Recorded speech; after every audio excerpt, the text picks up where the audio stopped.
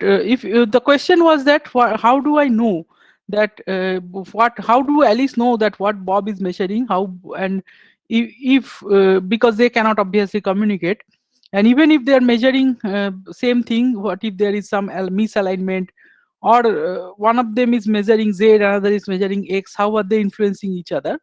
So I expected some of you to answer that, and oh well, can some of you answer that? It is actually a easy question. So you have I seen. didn't, I didn't get the question. Like, So what exactly? so the question was, if I'm wrong, if I'm wrongly quoting the question, please correct me. The question was, how do Alice know that what Bob is measuring? And Alice will, of course, Alice doesn't know, and she is measuring something else from Bob. So let me open the question anyways. So the question is, if Alice measured the spin of particle A as +1, Bob should get the B as -1 in z-axis. But if Alice does the same measurement as plus z, but Bob chooses to do different measurement, which is, let's say, x, then will the information about the previous state -1 along z direction be lost? So can someone answer that? Or maybe I Sir, leave that question and let you try. Yeah, someone is saying something. sir, in case suppose Alice have measured, Ah, and if Alice have measured the state, then that automatically breaks that superposition of this state which Bob has. So that's right. actually, Bob is not measuring. Bob actually he gets the state, complementary He state. gets the state whatever it is, right? That's right. Exactly. So if he rotates his instrument, then he will obviously catch the difference. But if he's not, if he rotates his instrument in the case when there is no measurement, it will be different. So it is whether you can detect the difference or know the difference, that depends on what measurement are you doing. And the question is, actually you are thinking one step ahead, and it is indeed that issue will come, because in real world, when you are dealing with a part of a system, you don't know what the other part is doing, whether the other part have been measured or not. If measured, whether it gave you plus z or minus z, none of this information is available to you. So what to do? So you have to use the statistical uncertainty for that. And that is indeed the what we will learn now. We will learn this density matrix formalism, and in the next class we will learn actually how to deal with system which has these two parts, and you have access to information only of one part. You don't know anything about the other part. So that is indeed is a very interesting subject. I will spend only one lecture on that, but it is a much more deeper subject, and maybe those of you who are taking quantum information, you will learn it in much more detail. So that was, and also if you look at the Bell's inequality proof I discussed in the last semester, so no, sorry, last lecture. So you will know that I already keep into account that these measurements which Bob and are doing are different from Alice. They're anyway different operators. And you can even add one bit of uncertainty where even Bob and Alice doesn't know what they're going to do, because let's say they toss a coin and decide whether do a PQ, a QR measurement or ST measurement. And that uncertainty is also included. Even if you include that uncertainty and do the quantum calculation, you will see that the Bell's inequality is violated, and therefore the quantum results are obviously different. So that is that's a good question, and since I discussed the answer and didn't get time to write it, someone write it down for record, and because it will be useful to have this thing as one place, or a history or a record of your answer, your confusion is very useful for me and for you also. Okay, so the other question was about local reality, and the question was that what is the bottom line then? Like after we did all this, we landed on the conclusion that quantum mechanics indeed is giving a result which requires non-locality. So what do we conclude from there? So first of all, the main point of EPR, what EPR tried to show, is that within the if you think of local reality, which is a very sacred principle, because it is there in so what local reality tells you is someone am I connected? Somebody is messaging me. Yes, sir. Okay, some random message. Okay, I should turn the message. Yeah. So what is local reality? And one of you, Adil, you are texting during the class. Don't do that. Anyway, so local reality is tells you, first of all, what is realism. Realism tells you that what happens in a measurement is decided before is known before the measurement. It is just that you don't know that, which is the realism, and you already know that is not true in quantum mechanics framework. So you don't know that what happens before you do a measurement. You don't know. Sorry, the statement is, the realism suggests, or realism that is one of the more foundational thing about classical mechanics or classical physics, that the value you get from a measurement is predetermined. It is, you don't know that, so that we understand thoroughly. And locality tells you what you get is influenced by what happened in the past, nothing else. So if you know this light cone diagram, you will know that if you draw this diagram, like past events will only influence the present plane of light cone event. So okay, if you don't know that, it's okay. But these two are very important idea. So even if you think that, and that idea you don't get from single particle quantum mechanics, because even if in single particle quantum mechanics you think that particles are like waves, which means they are everywhere anyway, then you think, okay, they are connected everywhere, everything is connected to everything. But even for wave, you know that if you let's say you are in a pool and you create a splash, and another person is standing in the pool, they will get that splash a little later, not immediately, right? Not instant. If they're standing very far apart, they won't get that immediately. So even for wave, there is a traveling time.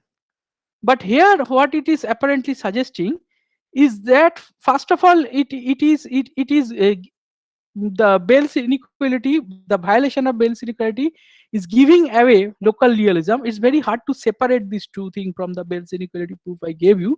And there are more and more defined version of that, which you can learn and read in other, like Sakurai has one version, Griffith has one version. And if you look at papers, there are even more and more defined version which tries to separate these two and try to fix some loopholes. So I gave you some very simple and primitive version. But at the end, the bottom line is the locality and realism, both of them you have to give away. But it is not an easy thing to give away, because general relativity and special relativity are ultimately precision tested.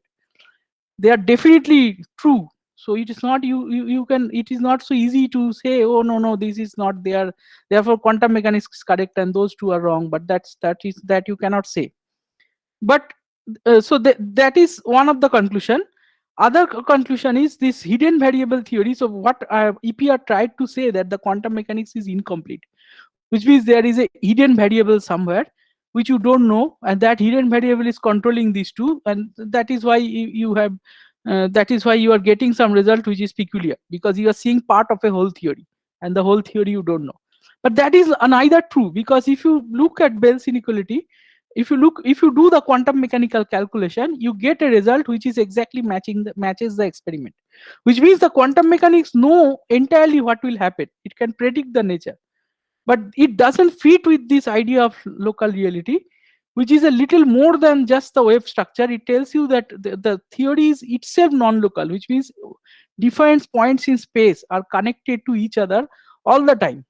Okay, so that is the point. Is it clear to you? Okay, so the connection are not in terms of physical distances. No, it is all. So that is what apparently it is suggesting. The entangled state are connected all. It is not like two objects, it's wave-like, so they are far apart, so they can see each other. But even wave takes time to travel. But it is more than that. Okay. So Yeah. the Bell's inequality that you were saying, that I was studying the actual original paper of the Bell's inequality. Yeah. So in that case, they were talking of something called the hidden variable thingy, right? Yeah, that is the point. I mean, you don't Yeah. need the hidden variable. That is so because you get it from. We saw that. Okay. No, what I'm saying is that the paper, like what I assimilated from the paper was like they kind of proved that there is no chance of a hidden variable. Yeah, that is what we discussed last time also. Because we got the result without any assumption. We got the result simply by using quantum mechanical formalism without the need of anything extra, which means quantum mechanics, you cannot say quantum mechanics is incomplete. It is complete, but how it is fitting with this picture of local reality, that is not clear, and it is not fitting indeed. Yeah, that's that's one of my question. It's like how to say this. It's like entanglement is proving Bell's inequality, that yes, there is no hidden variable. Okay. No, entanglement is violating Bell's inequality and proving that quantum mechanics is right. I mean, the experiment proves that Bell's inequality will be violated, So because Bell- the inequality, because I derived Yeah, an yeah. inequality last time, right? That inequality assumes local realism, right? So Okay. so if you violate that inequality, that means that you are breaking one of these two things: locality or realism. Which one, Yeah, that yeah, is yeah. not clear from this particular inequality, but there are other inequalities and all that. But suddenly you have to give away the idea of local realism. So that is the point. Okay. Okay, okay. Yeah, like yeah, I'm a bit confused, yeah, with the Bell's inequality thing. So, but the Bell inequality says that there is no hidden variable, right? Yes. Yeah, and that thing is violated in the entanglement, if I'm correct. No. So the Then what entanglement is is also like? telling you. Yeah, yeah. Like, what is the correlation between that hidden variable thing and entanglement No, that we what? did the previous class? That's my question, Yeah. basically. So what no, Einstein tried to say is that if you try to have local reality, right? If you try to have local reality, Hmm. then you have to give away then you will be you will need something or you sorry, if you try to have local reality and quantum mechanics, which is the spooky action at a distance, then you Yes, need sir. a hidden variable. And quantum Hmm. mechanics doesn't have that. That means the quantum mechanical theory is incomplete. But then Bell's inequality came and said you whatever happens in real nature, in real experiment, that can be computed from the quantum mechanics theory as it is, without the need of an extra hidden variable. Okay, Now, okay. since it is telling that you cannot have the hidden variable, that means you have to give up on local reality. So that is the conclusion. So Okay. okay, makes sense. Kind of makes sense, But sir. it is Yeah. very hard to do because general relativity and special relativity is ultimately precision tested, and also you know that in your real world they are applicable. And but the point it is saying that in space time, that's why you need this light cone actually to explain it much better. You should read this book of Resnick. There is a very thin book of special relativity by Resnick, and this book is a very strongly recommended reading. I don't know when, if you take a course on general relativity or something, maybe you will be asked to read that, or maybe it will be taught there. I don't know. But anyways, so the point is that means the localism, the idea of what is happening now, is connected to something in past, which means if a wave reaches to me, it means someone have created that wave somewhere in past, right? So Yes, sir. that idea I have to give away within the quantum mechanical framework, and that's peculiar, and that is indeed a peculiarity. And why it is so, that we don't know. It is as it is. That's what is what. That is that. Okay. But we will not go in that direction, that why it is so, but we will go in the other direction, which means given that is true, what can we do about it? Okay, okay. And one more thing, said this, yeah, this non Yeah, your other than voice the got, entire. So can you hear me now? yeah. Yeah, like this entire non-locality thingy. So is it, yeah, can we prove it with other experiments other than Yeah, there are. entanglement? Well, this. What do you mean by other than entanglement? I mean, these experiments Like are in the yeah, yeah, category yeah. of entanglement when the two things are connected far apart. This is the Okay. definition of entanglement, and there are various other types of Bell states. These are called Bell states, and there are various other forms of proving it. And as you can look up these new Chinese group papers where they have tried to do it over satellite communication over hundreds of kilometers, which is really impressive. And this creates the mark of the, like there was this in 70s, 60s, 70s, there was this space race right between Russia and China, who can land on moon fast or something. Now it is literally a race who can use entanglement over long distance communication, and it's a very exciting thing. Okay, And okay, it is sir. indeed the country which wins or leads this race holds a edge ahead in the security and various other factors. Okay, so actually, yeah, okay, okay. Like You I need was the entanglement, that's the point. yeah. Like the concept that you said right now, na, like yeah, for yeah, if I have a wave function right now, I have to give up on the idea that okay, someone in the past have created that wave function. Okay, so Hmm. can we prove that on a tabletop experiment? No, So the, that's the it. That, tabletop that, experiment is proving that's you that you cannot hold an idea like that. You cannot hold the idea that this entanglement experiment, the align expect experiment, the most notable experiment, okay. that proves that you cannot have such a thing. I mean, Okay. you have to give up on local reality. That's the whole point. The whole point of this experiment, because it requires you to give up on this. Okay. Thank you, sir. Got Yeah. it, sir. So that's the point. So is it clear? Okay, I think it's a good discussion, because this part is fuzzy and it's usually not explained. It's not easy to get it by reading in the book. And it is an important point about quantum mechanics. The last bit of puzzle, I'll say, in your last bit of fundamental puzzle, there will be other compound puzzle. Is it everything is clear about entanglement? Okay. So today I will talk about, so it is actually funny that today I'll be giving a talk somewhere, and that talk is about a state. So let me tell just 2 minutes about that. It's a model of spin model like that, SI.Sj, where SIs are quantum mechanical spins. So this means there are particles on a site, on a lattice, which are like spins, and they are interacting via some J like that, and they are this kind of model you have done in last semester in exam and all. So they are interacting like that, but this Gij is random. It's a disordered, it's taken from a random probability distribution. Okay. So you can show that this system, the low energy physics of this system will be like that you create a singlet by the strongest bonds of the strongest connection. So some of them have stronger J, some of them are weaker J, right? Some of them are, so if I call this Pj and this is J, some J's are strong, which are here, and some J's are weak, which are here. So you can create them singlet and integrate out. So there is something called renormalization group. You can integrate it out from the system. And the low energy physics of this system will be two spins which are very far apart physically and forming a singlet.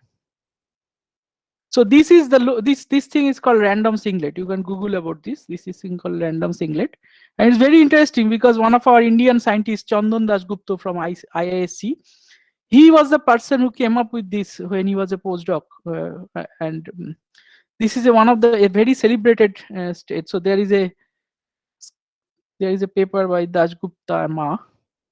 SK Ma is a famous statistical physicist person. So this tells you that in a real, spatially very far apart system, like in a real world quantum mechanics, a tabletop system, their low energy physics is controlled by states which are singlets but very far apart spins.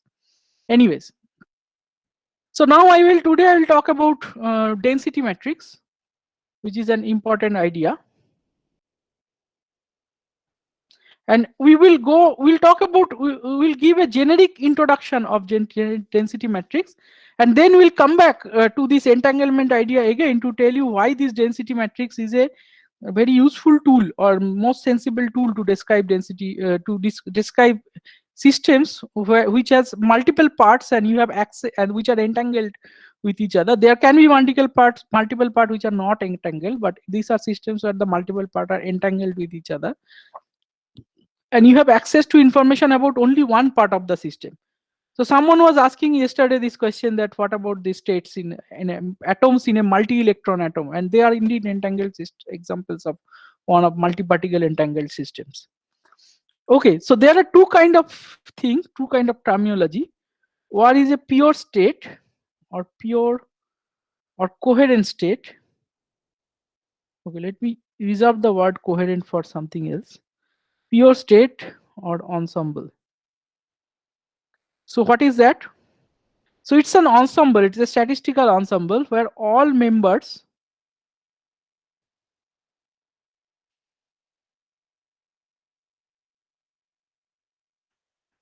I'm probably writing a wrong spelling again, but anyway. Characterized by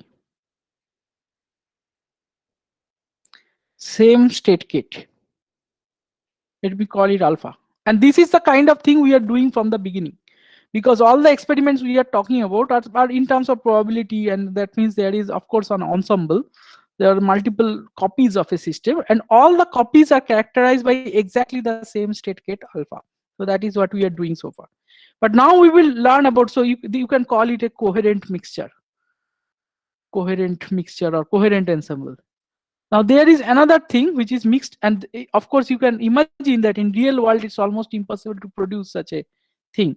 So in real world you won't be dealing with that. What you will be dealing with is something called mixed ensemble, which is something not that, which means they are mixed of like different kits, a statistical mixture of different kits, mixed or incoherent. So how do you get that, and how it is actually very easy to see why you get that, and it's very easy to also detect that whether your ensemble is pure or impure. So you know this, you must have studied polarization in optics. So you know that if you have an unpolarized light, which is, this is equivalent to unpolarized,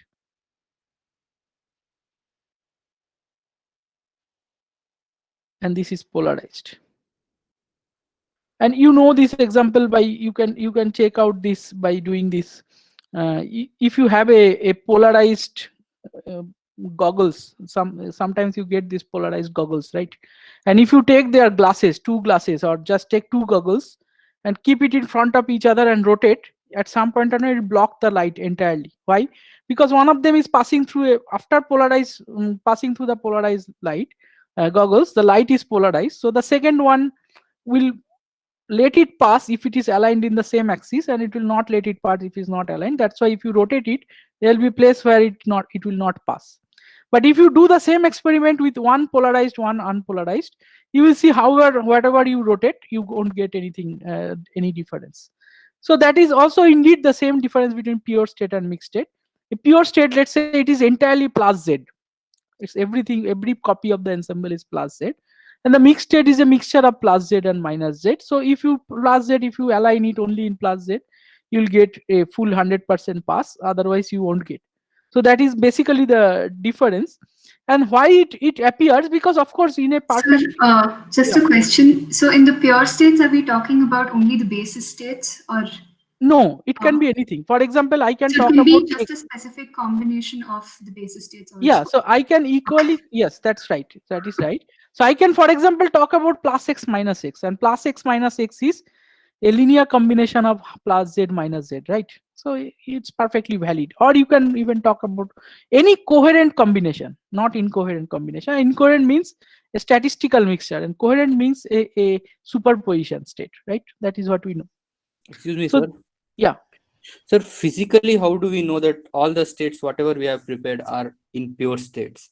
Like without That is what I measuring- said. So one way to measure it is by doing this polarization type of experiment. If you rotate your instrument, so you know how you know a light is polarized or unpolarized. You know it by, if you pass it through a polarized glass, right?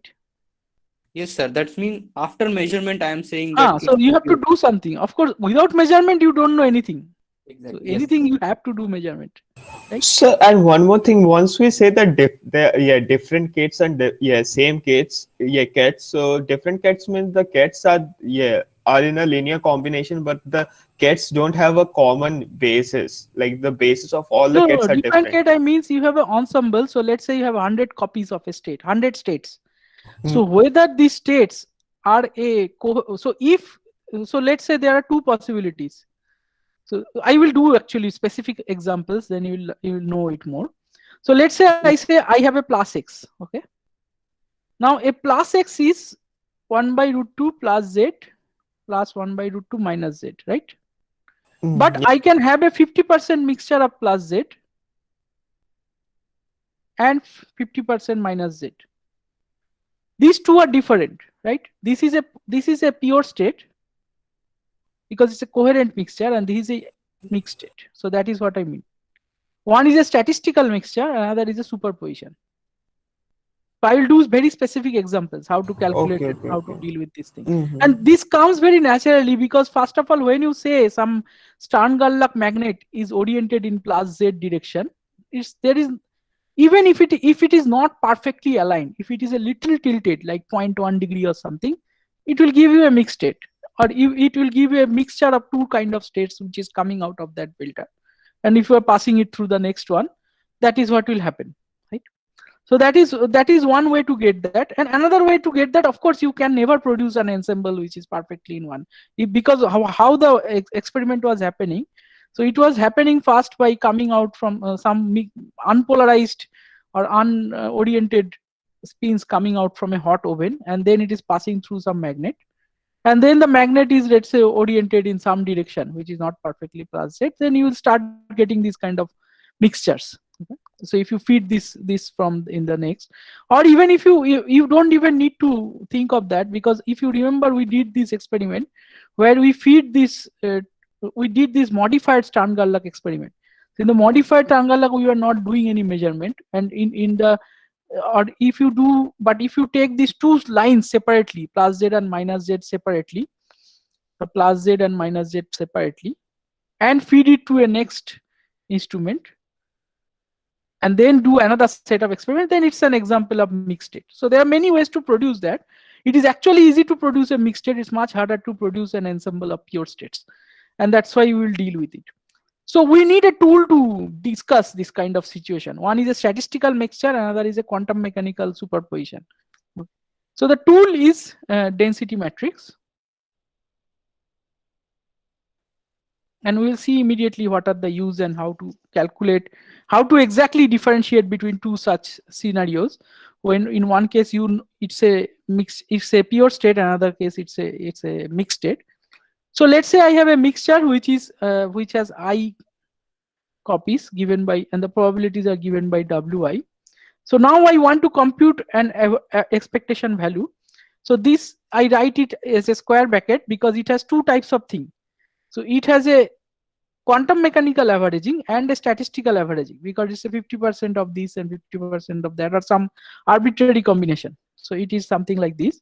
So if I write it down, so this statistical mixture will be Wi.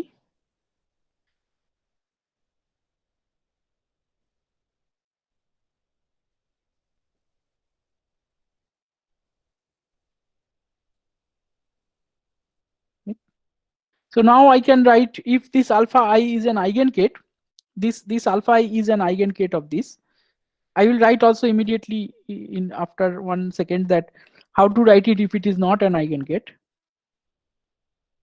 So this will simply become A prime alpha I mod square.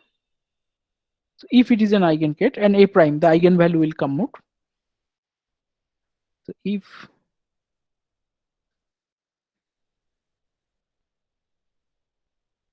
okay, so if this is an eigenkette, so that is one way to see this. And another way to see this is a more general formalism, where I write it as, where this is not an eigenkette.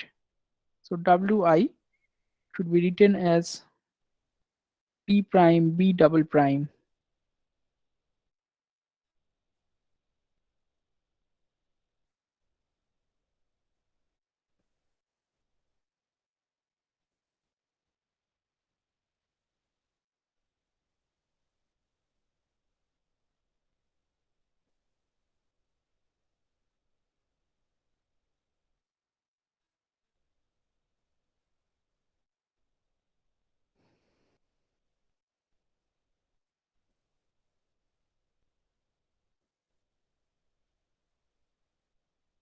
just a little bit of algebra.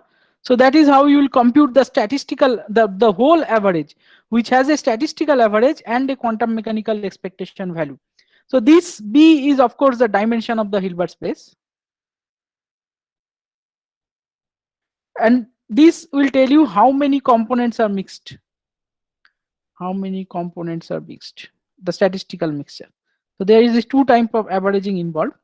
But from here you can see you can extract a quantity which is very useful to describe this. So it is given by this and this, a combination of this, which is called a density operator.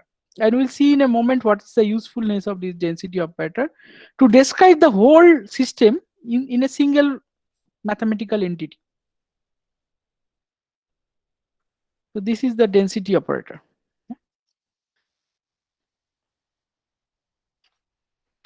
So then this quantity, so now I can compute the expectation value of this guy. So this is nothing but not expectation value, the matrix element, because it's an operator, it will have a matrix form. So Wi b double prime alpha I b prime. So this is my density operator. And then you can notice that this contains all the relevant, this matrix contains all the relevant info you need to know, compute this expectation value, or this kind of expectation value, which involves a statistical averaging plus an expectation value. So how come? So let's look at this just very simply. So now you can take this expression, use this row and this matrix element, which is basically this whole object, this entire object, and this is basically b double prime row b prime, and this is of course b prime a b double prime. So what is this? This is just nothing but this is row A with this is an inner product and trace over this, because I'm summing over first the b prime and then summing over the b double prime. So this is trace row A. It's a very simple and elegant thing. So if you know the density matrix of a system, which I'll show you in a moment how to calculate that for some specific examples, you know the of a given statistical mixture, you know immediately how to calculate the. So when you do the experiment, you will, even if you are not thinking or controlling it, you are doing anyway these two kind of averages. One is the statistical average, another is this ensemble quantum mechanical expectation value. How to combine these two things into one entity, and that is this density matrix. Now you can also notice that this density matrix has a property that it must be, this trace must be 1. So that I suggest you to check that. It's very simple algebra. Just check that, use this definition and compute and use this 2 and show that trace row is 1. Okay. So now one more thing to notice, which I will give you some hint in a moment, that trace row square is also 1. So try to check that. Only if it is a pure state. So I'll give you examples for that, but I'll leave the proof for, maybe I'll show the proof. I'll see if I can manage in time. And this is for mixed state. So just by knowing the density matrix of a given system, you can check if it is representing a pure state or mixed state, and vice versa. Okay. So now let's do some examples or do some special cases where it is pure, perfectly pure. So now we defined it in a generic way, which means we defined it for a mixed state. But now let's see what happens for a pure state. It's easy to see that why it is useful quantity. So one more point is density matrix also, since it's an operator, it captures the, you can work out the dynamics. Okay, I'll do that in a moment. Let me first do the pure state. You can work out the dynamics of Schrodinger equation in terms of density matrix as well, which I'll show you. So let's say, so I call this guy density operator, and this guy density matrix. So I should use a different color. This guy I call density matrix. Okay.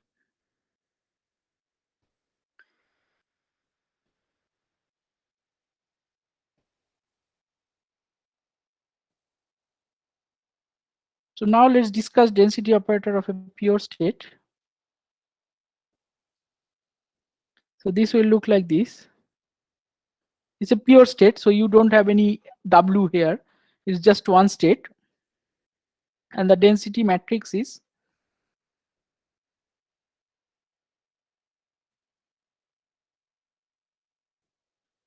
so you can show very easily that rho ij star is rho ji. It's a Hermitian matrix. And you can also show very easily that trace rho is 1. So one small thing, could you repeat what was Wi for the density operator? Yeah, Wi is it represents a statistical mixture of these states. So let's say I have a mixture when alpha I has a probability of appearing appears with Wi probability. So that is what I mean. So in this example, This alpha And- I is plus z and minus z, and wi is half and half. Okay, like that. And I will, yeah. So I will do some problems. Just give me. Okay. So Then I'll show what? this. Okay, and Yeah. one small clarification. So if I have say n states, okay, so yeah, the probability of one state occurring is 1 by n, like that. Wi Yeah, is that will appear. yeah. If Yeah. they are equally likely. Yeah. So you will use that. Actually, indeed, you will use that exact statement you made. You will use that to derive the partition function of a microcanonical ensemble. That is in statistical mechanics, in quantum statistical mechanics. So it is Okay, equally likely 1 by n, exactly this term will appear. Mm. Okay. So now you can, as I said, just claim that this pure state, you can also show that rho square is equal to rho.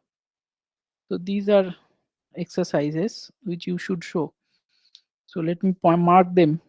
So these are worked out in books. It's very easy, just 2 lines of algebra each.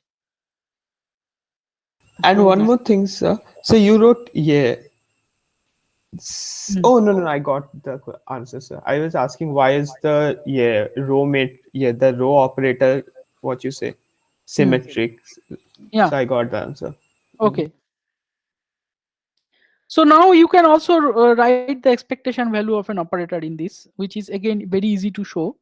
That you know that this is the trivial part, because you know the expectation, the simple expectation value. There is no statistics involved in this, right? Because this is a pure state.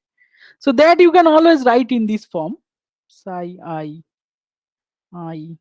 a j psi. You put 2 resolution of identities, and this is basically aij rho ji. And that's trace a rho. So even if you don't have a mixture, even then this is an useful way to write. You can write the simple quantum mechanics can be entirely done in this formalism. As I told you in last semester, there are 9 different formalisms of quantum mechanics. We learned in very great detail the wave formalism, the matrix or the bracket formalism, and density matrix is another formalism. So you can do everything. The entire formalism can be developed in terms of density matrix formalism. So now let's look at some examples of pure state. So examples. These are very simple examples. I'll just write down and you just do these checks in Mathematica or by hand, because 2 by 2 type states. So what will be the rho for this state? Let's say the pure state, say. So it will be rho plus z, right? So how do you write that? You know that this is 1 0, outer product 1 0, and that is 1 0 0 0. Right? So that is the rho matrix for this plus z plus z. Now we want to calculate, let's say, sy on this. What do you expect if you calculate expectation value of sy on this z state? You have done this calculation. What do you expect you get? Can somebody remind?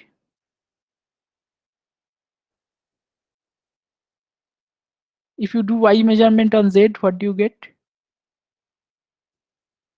You get 0, right? The expectation value is 0. You get a combination of plus y minus y. So that you can. How come you are silent? I mean, you forgot everything or some? I don't know. What happened to you? It's a little bothering to me. Okay. Are you there? Are you lost?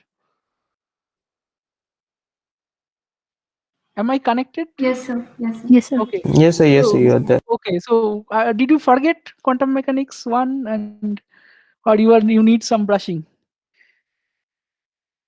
Yeah, a bit. Okay. Yeah, you did these examples so many times. Yeah, don't forget these things. Okay. You can calculate this otherwise, or you can calculate this using rho. So that's what I was showing. So in order to do that, you have to do the following. So you have to take trace of this matrix 0 minus I 0 and 1 0 0 0, and that is 0. So I'm just giving you that this is an alternate formalism of doing everything, even for pure state. But this is not even an alternate when you are dealing with a mixed state. Then that I'll come in a moment. Okay. So now you want to do plus y, but you want to do it in z basis. Okay. So you know how to write down it in z basis. plus I minus Z,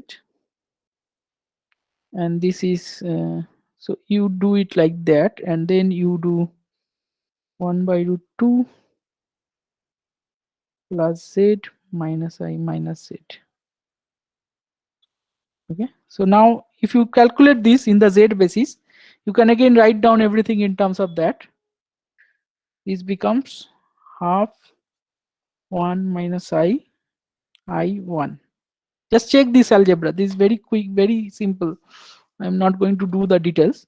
And if it is a Y state, so obviously if you do an Y measurement, you will get a H bar by 2 or like half. So there is a H bar which I didn't write. This thing has a H bar by 2. So here if you do this SY average, so you will get trace SY row and you get H bar by 2. Okay. And notice one more thing, that the relative phase between this plus I and minus I, so between plus Z and minus Z, that shows up in the off diagonal. Okay. So this is one thing to notice, and you will see that that will be an useful observation in some more complicated examples. Okay, now we will do the actual thing, which is what this machinery is developed for. It is for mixed state. So we just made to this is just a sanity check, that the thing which we know really well, which is pure state, we get everything what we know already from this density matrix formalism. So now we do mixed state density operator. So now I have a row, so I write it as WK. So I use a slightly different notation here. Let me use PK. I know it's confusing. Let me use WK. So WK psi k, instead of using the alpha, now I'm using psi. That's the only difference. Okay. So this is a mixed state now. And this is sum over pk must be equal to, sorry, I use the notation p, so I keep forgetting. So this must be equal to k. Instead of alpha, I'm just using the notation psi because I use psi for pure state. So it's a combination, a statistical mixture of different pure state. So that is how you should call it. So this density matrix will be then WK I psi k I. And then you can calculate the trace of this object, trace of row or the row matrix.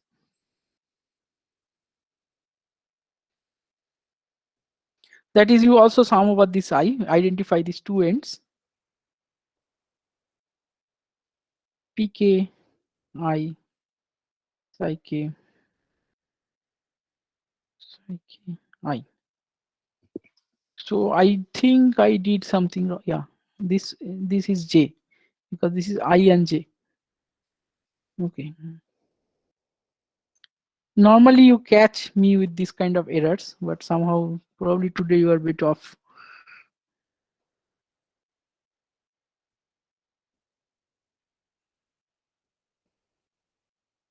So what is this? This thing will you can take away the resolution of identity, and these k's are of course normalized. So this is nothing but pkk, and this is 1.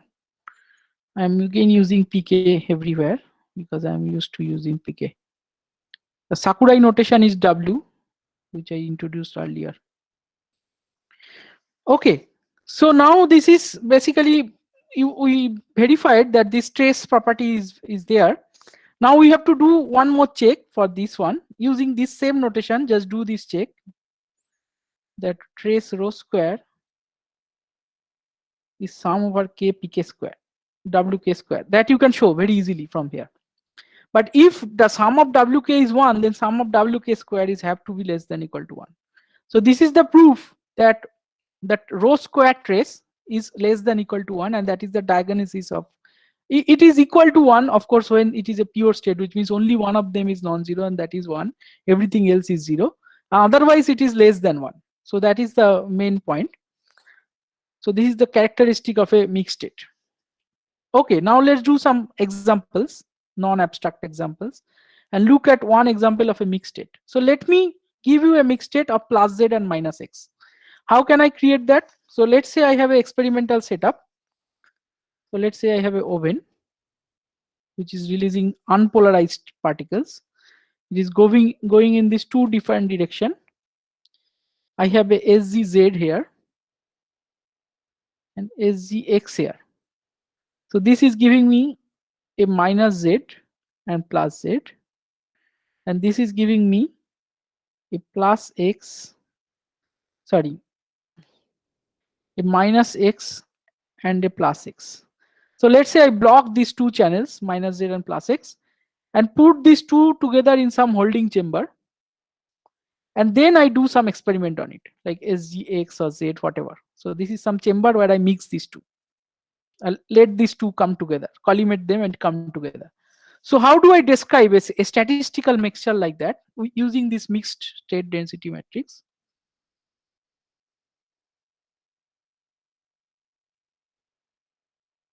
Because it's a mixture, 50% mixture, so it is minus x minus x.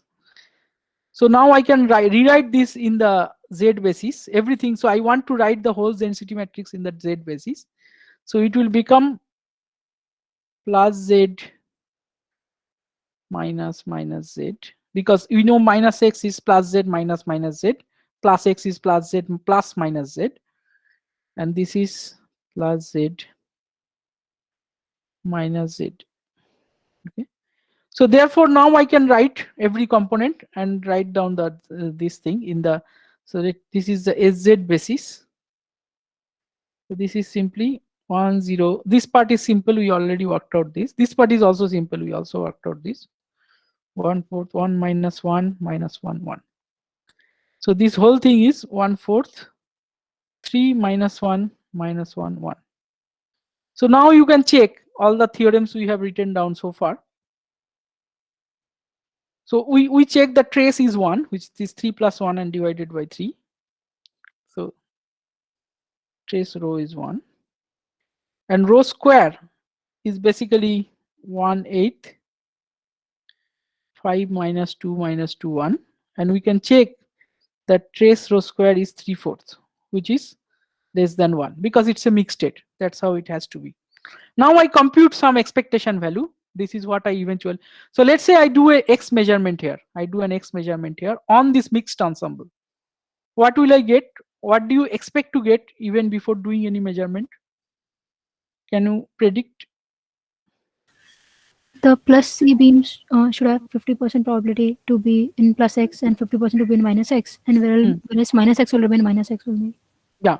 So if you do an SX measurement, so you can expect this to be half of what is before. So you can do this SX rho and you get minus h by 4. Just do this check, and you whatever you naively expected, that is what you get. And what else? Half in SX. Yeah, so that is what I wanted to say. And okay, now one more important thing. So this part is very straightforward and very simple. You just plug and play. Just do some calculation, put the numbers in and see what. Now the important thing about density matrix and density operator. Density operator or matrix doesn't give you all the information. Okay. So the statement it hides some information. So if I give you it, so now I'll show you some example of that, and we will also show that it doesn't usually matter, but in some case, of course, when it matters, then you don't use density operator. So this correspondence, that what your results for SX are you are getting. So this is also true, something you already guessed, that if you are measuring something particular, so if you are given a mixture of a 50% mixture of something or a superposition of something, and you are doing only one measurement on only one orientation, you may not be able to tell the difference. And that fact is embedded in density operator. And I will show you an example of that immediately after. So even though you are getting this, so the statement is given a density operator,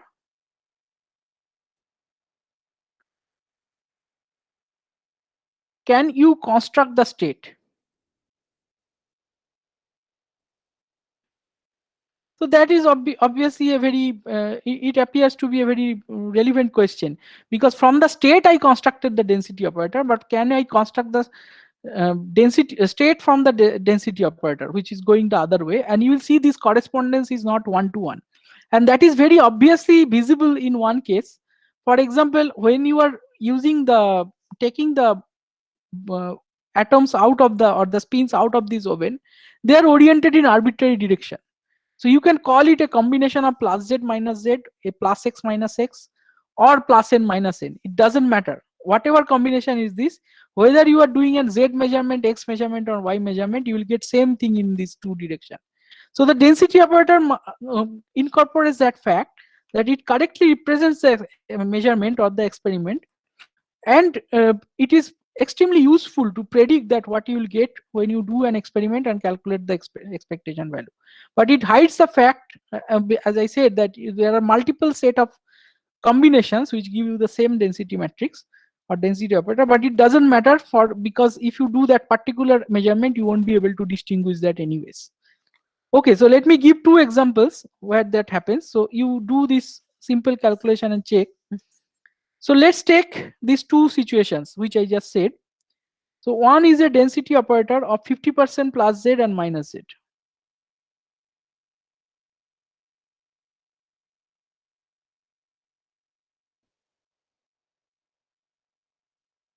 So this matrix is 1001, and rho square, you can show that rho square is 140100 diagonal matrix, because it's just a diagonal, so square is diagonal, and trace row is a half, which is because it's a mixed state. So check this.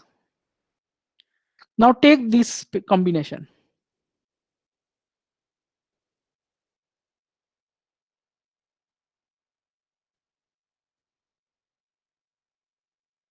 Plus x plus half minus x minus x. So now you know how to write it down in terms of the z operator. So do the calculation, see the density matrix, and calculate some of the, so check this, and calculate some expectation values of some operators. You will find that these two will turn out to be exactly the same. So it doesn't matter whether your beam is a mixture of plus z minus z, a plus x minus x, or plus y minus y, and that is indeed true, because whatever is coming out from the oven is unpolarized at the beginning.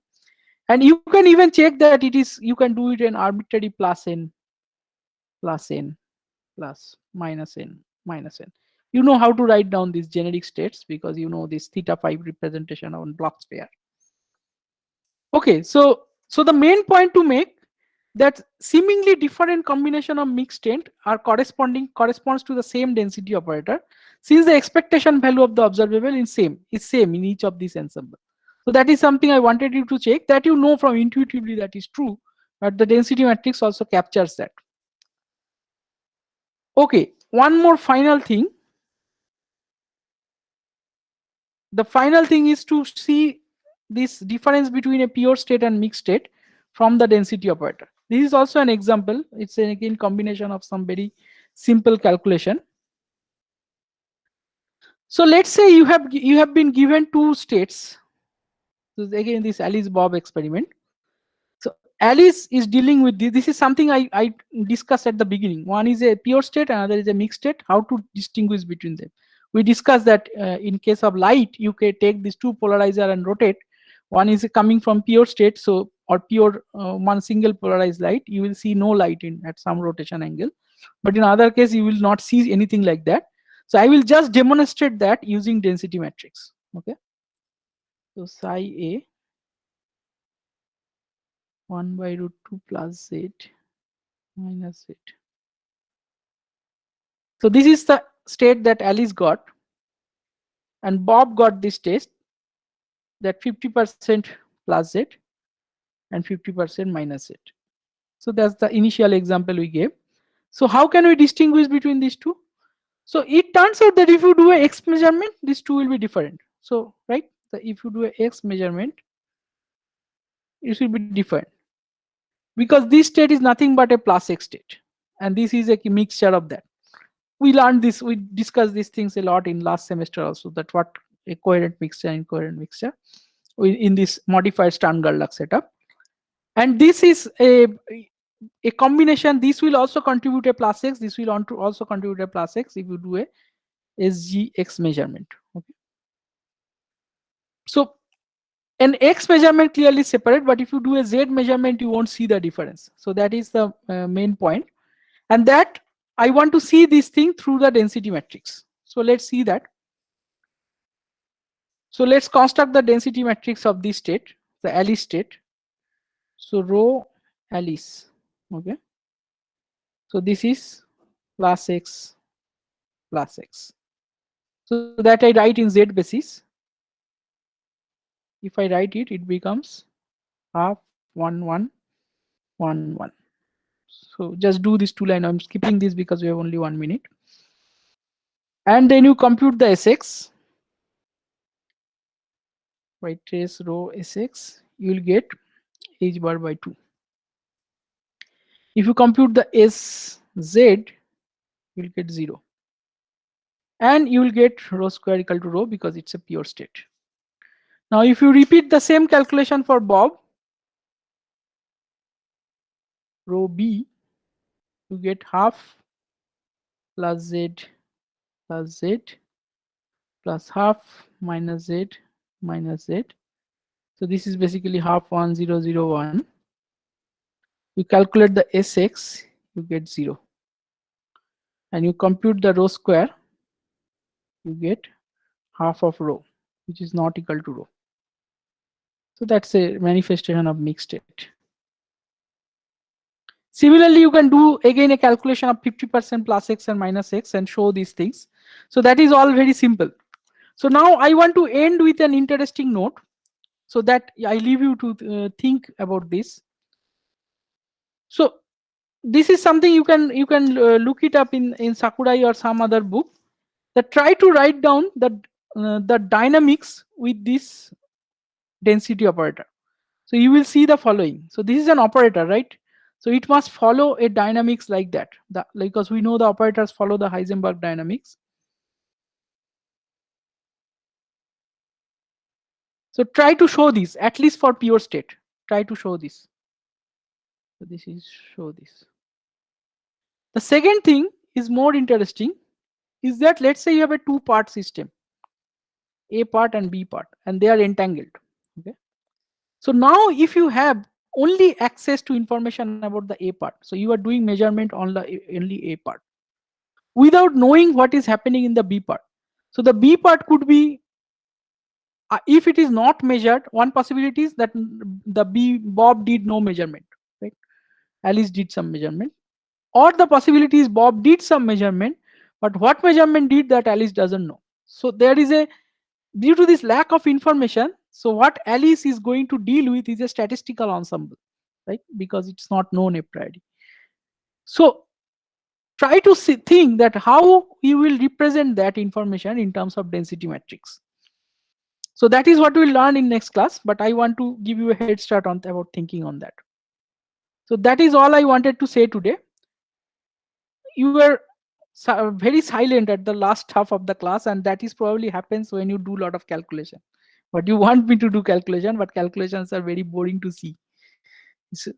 It's interesting to do, but very boring to see. But anyways, okay, that's all. I'm done. Now if you want to ask something, you can ask, or you can close this.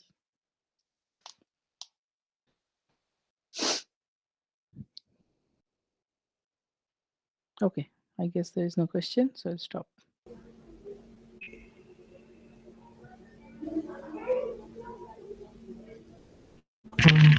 Okay, I had this question from QM1.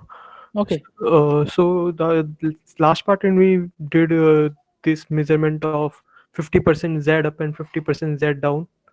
Did I stop sharing my screen? Yes. Okay, let me turn on the screen again. Where? Oh, it's from QM1 or today's lecture? Yeah, today's lecture. I mean, just, okay, this one? No, the last third part. Just. Okay, I yeah, get it. This one. 50%. I mean, I hadn't done this in this way, this Stengelak way before. So Yeah, so I would suggest you to look at the first 3 or 4 lectures of Q. One of these, I can pinpoint it which lecture. okay. So, but you can think even if you don't have to look at it. Yeah, I mean, I just have a question. tell Will you. just explain the why the classical and quantum probabilities are different? I mean, Yeah. why the state before the measurement cannot be our superposition state, not the fixed up or down You are state. saying it is not clear to you, or you are not. I'm Is just that clear? asking. I mean, this can be used to show that classical and quantum probability are different. I mean, Yeah. okay. Yeah, Just yeah. This can be, yeah. So one is a classic. This plus Z and minus Z is a classical mixture, yes, that's and what. this is a quantum mixture. So Yeah. these two are clearly different, and that can be seen that you can expect to see the difference in the X measurement or Y. If you do a X measurement, you can clearly see the difference, and that is an exactly equivalent to this polarized light, right? Yeah. Yes. Okay. Yeah, and density matrix formalism nicely captures this fact. So that is the whole point. Yeah. Yeah.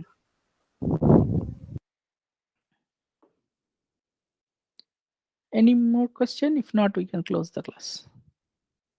Okay, thanks.